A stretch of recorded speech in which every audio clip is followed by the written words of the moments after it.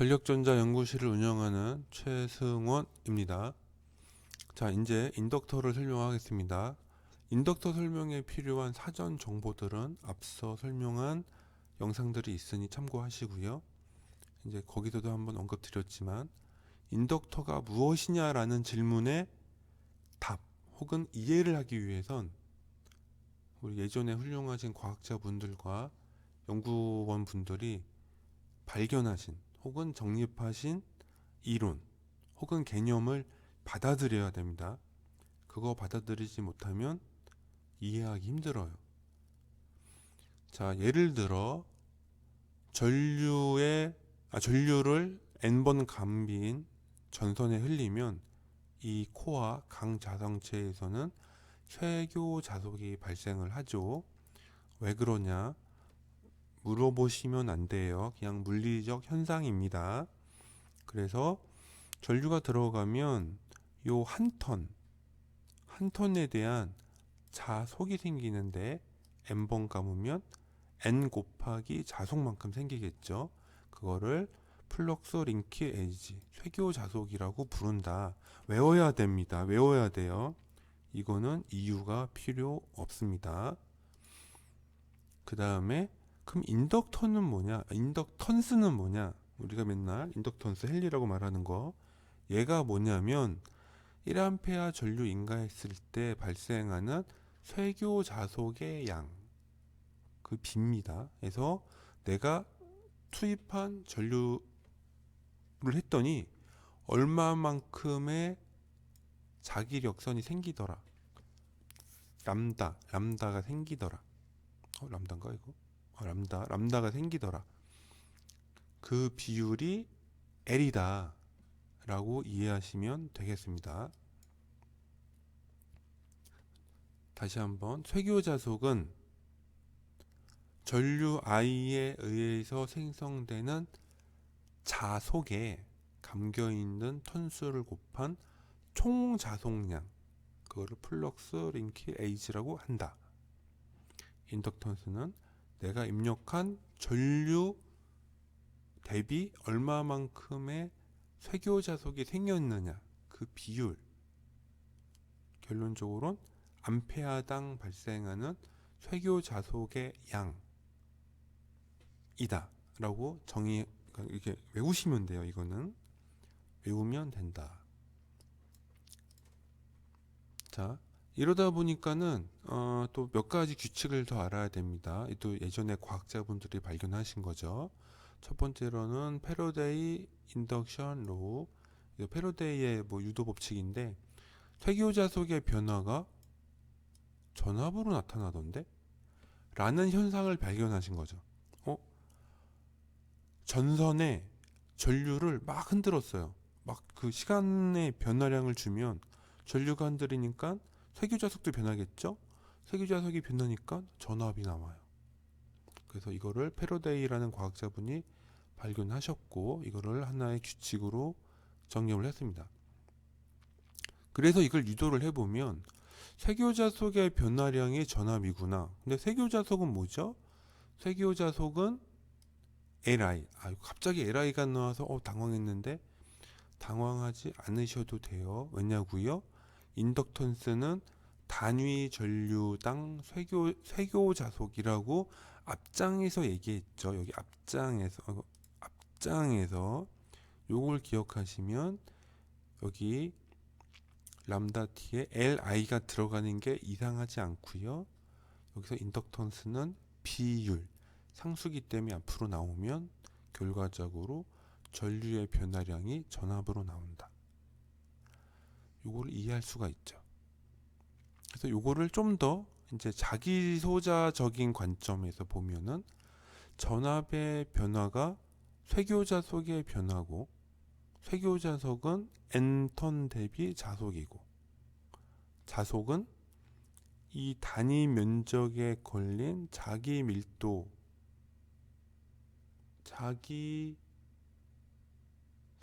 밀도죠. 그쵸? 자기 밀도가 면적당 자기력선의 수거든요. 그래서 요거의 관계가 있고 여기서 상수인 부분만 빼면 n턴이랑 ac는 요 코어의 단면적이니까 정해져 있고, 시간에 대한 자속 밀도의 변화량으로 표현되는 거죠.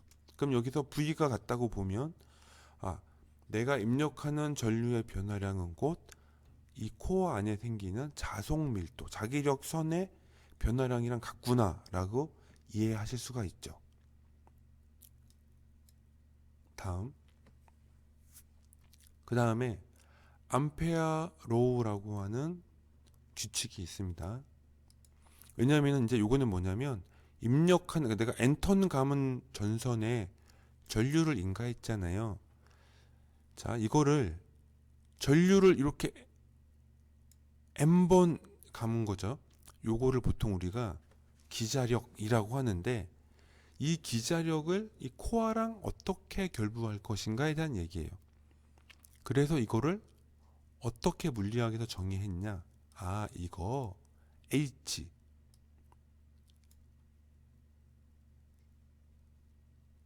전기력 강도, 전기력선의 강도. 여기에서 H가 생겨. H가, 이게 좀 표현이 좀 이상한데, H가 생기면 요 루프, 요게 요 DL이에요. DL, 요 길이 L. 아, 여기 L 있네. 아, 제가 착각했네요. 아, 내가 넣어준 전류와 턴을 기자력이라고 하자. 그러면 자기력으로는 여기 자개 강도와 길이의 상관관계가 있다라고 정의를 하고 있습니다. 그래서 여기서 둘 다 MMF, 여기서 이게 이제 그 자기력이 생기게 하는 힘이라고 하는 개념인데, 자성체에서는 자압과 길이를 MMF라고 하고, 여기 입력 측에서는 턴과 전류로 정의하자. 그래서 이걸 같다라고 정의하자. 이게 암페어로우예요. 좀 어려울 수도 있는데 그냥 받아들이셔야 돼요. 여기서 이제 약간 좀 외우는 게 필요합니다. 그래서 암페어로우는 정확하게 따지면 요 지금 여기가 H가 요 물질 면적 여기에서만 생성되는 거잖아요.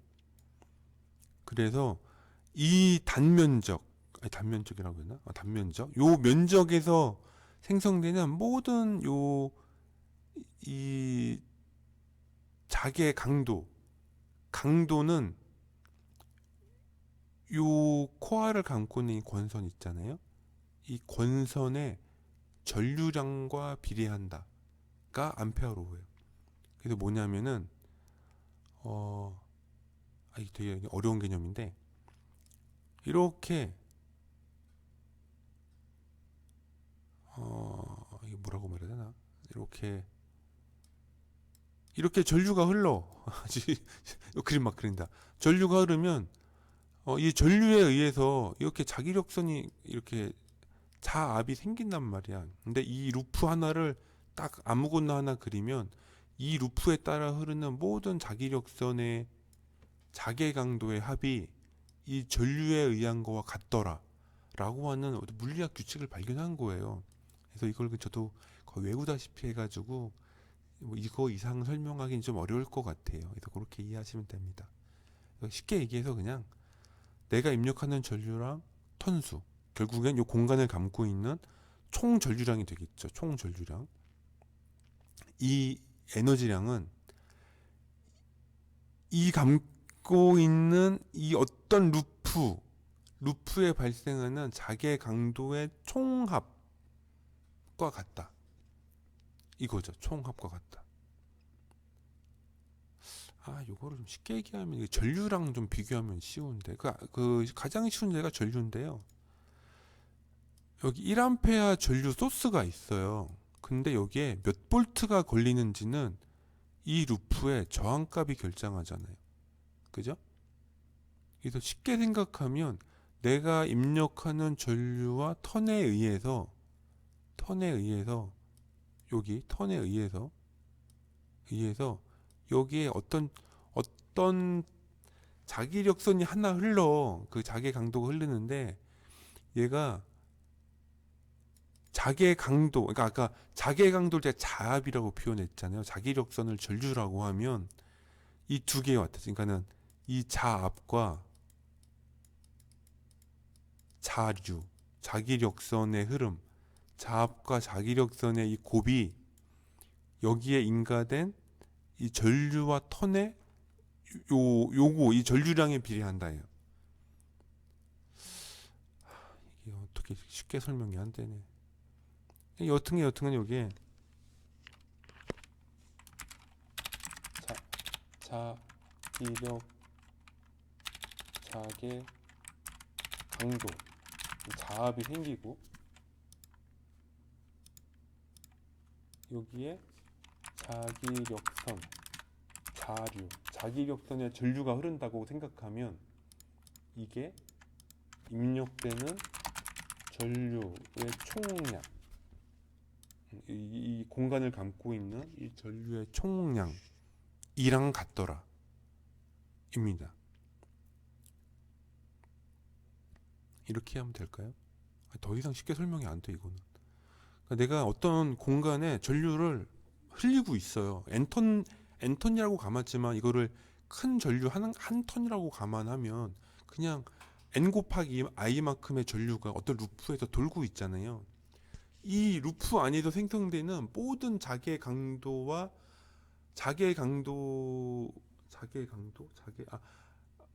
이 루프에서 생성되는 모든 자압은 여기서 생성되는 이걸 뭐라고 하지? 어떤 루프에 흐르는 전류는 이 루프에서 발생하는 자압과 자기력선의 곱과 같다라고 정의를 한 거예요. 더 쉽게 설명이 안 돼. 내가 아는 용어는 다 썼어. 자, 여기까지 하겠습니다. 더 하면 헷갈려요. 쉽게 합시다. 우리 어지간하면.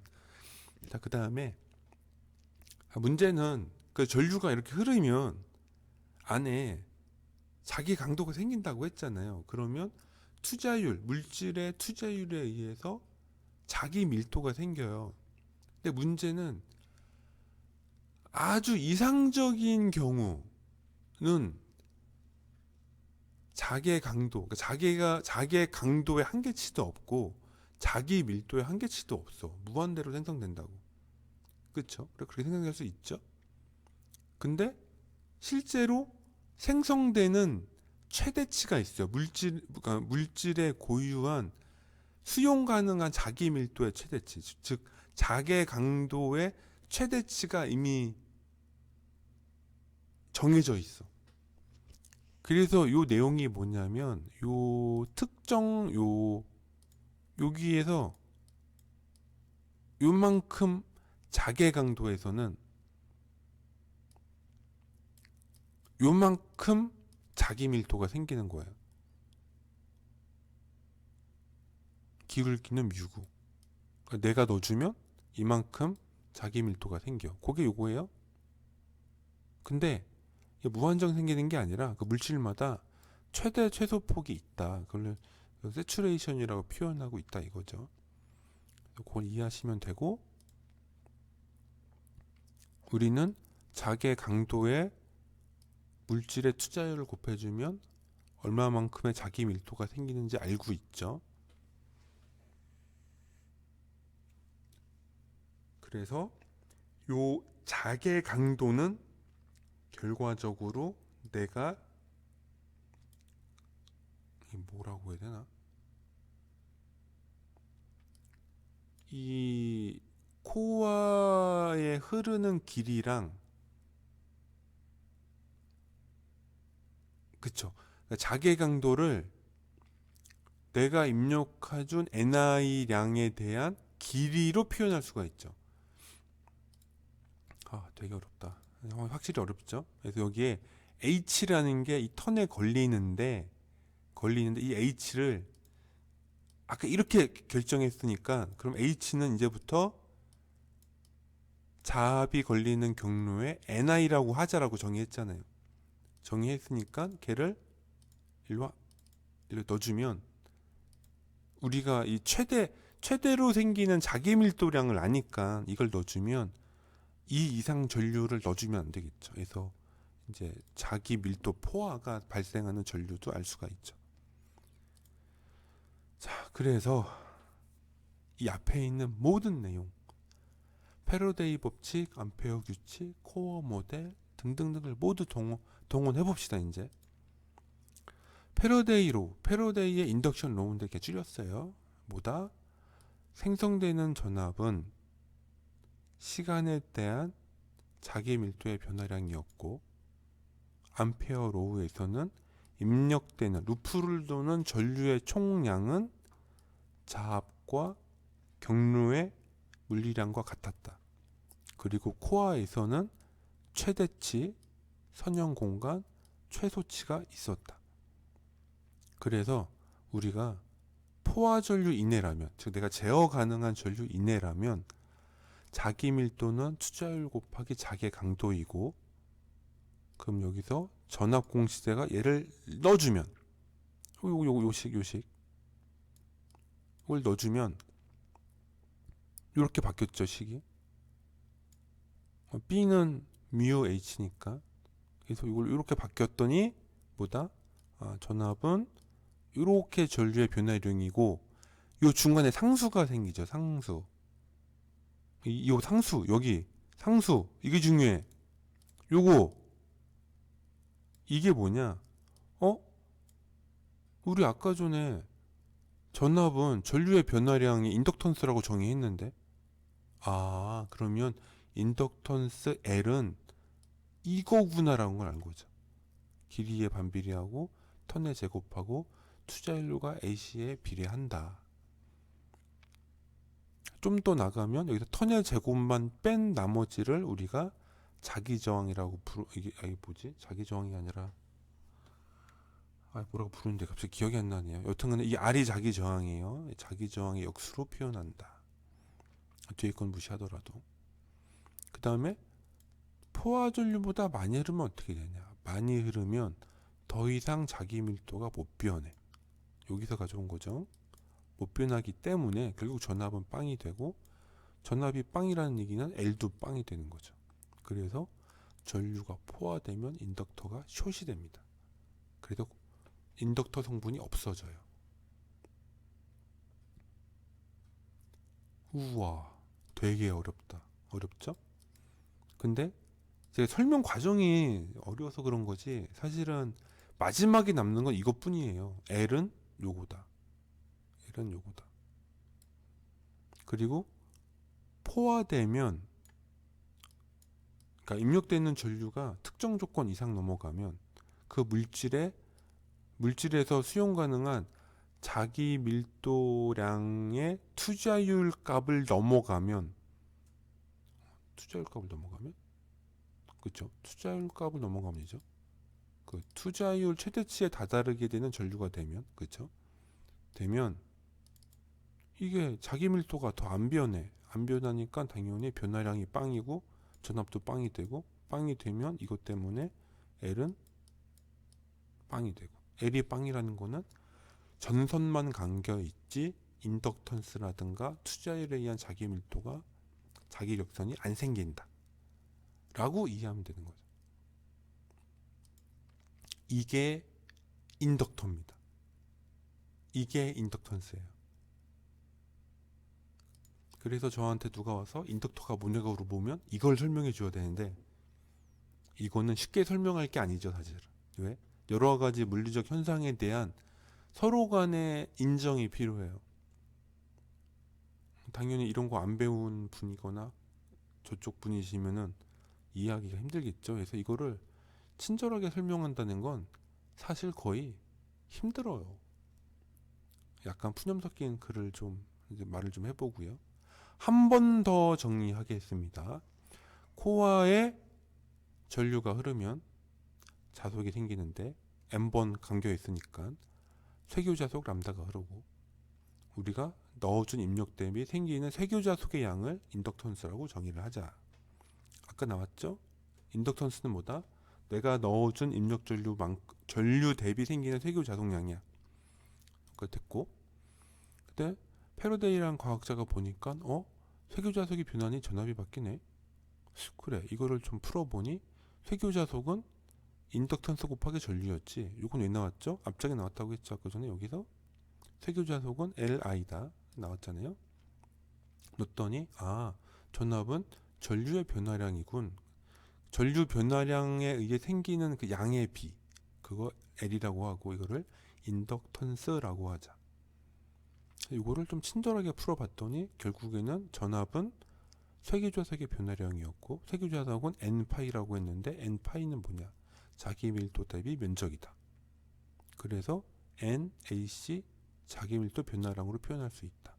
위에 있는 전기 공식, 밑에 있는 자기 공식. 그래서 암페어로는 뭐냐? 내가 넣어준 전류와 N은 여기에 아주 굵은 전선 한 가닥이 루프를 돌고 있다면 NI라고 하는 총 전류량에 대한 식인데, 이 전류량에 의해서 여기 전류 어떤 힘 MMF가 생긴다 이거죠. 근데 그 힘을 MMF라고 하면 그 힘은 뭐냐? 이 힘은 여기에 걸린 자개 강도와 이 루프의 길이다. 마치 전류와 전선의 길이 저항에 의해서 전압이 생기는 것처럼 그런 식의 개념으로 받아들이면 돼요. 자기라서 좀 애매하긴 좀 이해가 안 갈 수는 있지만 그냥 물리 현상이야. 받아들여야 돼요. 이거는 당연히 이 루프가 이 강자성체가 작냐 크냐에 따라서 길이가 달라질 거고 자기 강도 H가 달라질 겁니다. 왜? NI는 동일하니까. NI가 동일한데 코어가 더 크다? 그럼 LM이 늘어나죠? 그러면 H가 줍니다. 코어가 더 작아요. LM이 줄죠. NI는 똑같기 때문에 H가 커져요. 즉 내가 넣어주는 전류의 총량에 의해 유도되는 자기력선, 즉 자기의 강도는 그 자기의 강도가 돌고 있는 루프에 의해서 결정된다는 거죠. 그게 암페어로우예요. 그 다음에 코어는 결국에는 자기 강도를 넣어주면 그 물질에 의한 투자율의 비만큼 자기 밀도가 생기는데, 자기력선이 아니야. 자기 밀도가 생기는데 그 자기 밀도에 최대치가 있다는 거죠. 물질의 고유한 특성이에요. 그래서 이 선형관계, 비례관계일 때는 자기 강도 대비 자기 밀도가 정해져 있고, 더 이상 커지면, 즉 이제 아무리 내가 자기 강도를 세게 해줘도 자기 밀도가 안 생기는 지점이 생겨. 그 최대치랑 최소치가 있다. 그래서 이 최대치, 최소치가 같다고 치면, 쌍대니까 같다라고 하면 이 조건이 무엇일까? 그래서 이거를 H가 뭐다? H가 아까 NI는 LM이라고 했잖아. 했더니 H는 LM분의 NI야. 그래서 넣어주면 세츄레이션 전류, 최대 전류치는 mu n분의 B 최대치 LM인 거죠. 이걸로 포화 전류를 알 수가 있다. 이 이상 전류가 들어가면 자기 강도가 아무리 세져도 이 자기 밀도 생성량은 제한이 된다. 그래서 이 공식을 모두 합쳐서 패러데이 로우, 암페어 로우, 코어 모델을 쓰면 포화 자속 이하에서 자기 강도와 자기 밀도의 관계식을 전압 유독식에 넣으면은 전압은 전류에 변한 상수값을 뽑을 수 있는데, 이 상수 부분이 뭐냐? 맨 처음에 정의한 인덕턴스 식과 같았고, 결국 인덕턴스는 전류 대비 생성되는 쇠교자속의 양인데, 그거에 따른 물리적 표현이 자기 경로, LM을 자기 경로라고 해요. 자기 경로분의 턴 제곱의 투자율 AC라고 정의할 수 있다. 이게 인덕턴스. 이게 먹히는 소자가 인덕터. 포화 전류 이상이 되면 더 이상 자기 밀도가 안 생겨요. 포화 전류 이상이 되면 자기 강도도 안 생기고 자기 밀도도 안 생겨. 자기 밀도 변화량이 안 생겨. 자기 밀도 변화량이 안 생기니 당연히 전압의 변화량도 안 생기고, 전압의 변화량이 안 생기니 그냥 빵이에요. 그러면은 전류의 변화량, 전류가 너무 커서 변화량은 크지만 전압이 빵이 되려면 L이 빵이 될 수밖에 없지. 그래서 허용 전류 이상으로 구동하면은 인덕턴스가 빵이 되면서 인덕터는 쇼트 상태가 된다. 요 파란 걸 무시한다면 요 녹색 부분이 정상 상태 조건이고 결국에 인덕터는 자기 경로의 길이와 턴 제곱 투자율 AC에 비례한다. 그래서 이거가 인덕터 LM이다. 저 인덕턴스 L이다. 이게 인덕터입니다. 이 과정을 원래 대학교 때 배우고요. 한 번 배우면 잊어버리고 두 번 다시 안 찾게 돼요. 왜? 이 과정 다 안 외워도 돼요. 외운다고 이거 설계하는데 아무 도움이 안 돼. 다 잊어버린다고. 여튼간에 그래도 물어보시는 분이 계셔서 저도 옛날 거 대학원 때 배웠던 거 자료 다 동원해가지고 설명해 드렸고요. 필요하신 분은 참고하시면 되겠습니다. 감사합니다.